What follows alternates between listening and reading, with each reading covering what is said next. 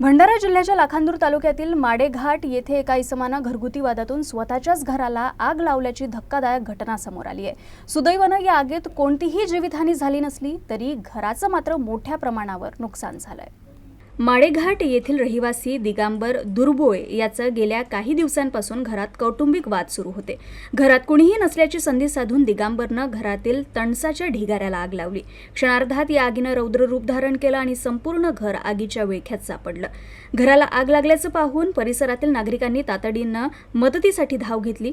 घटनेची माहिती मिळताच लाखांदूर नगरपंचायतच्या अग्निशमन दलाला पाचारण करण्यात आलं।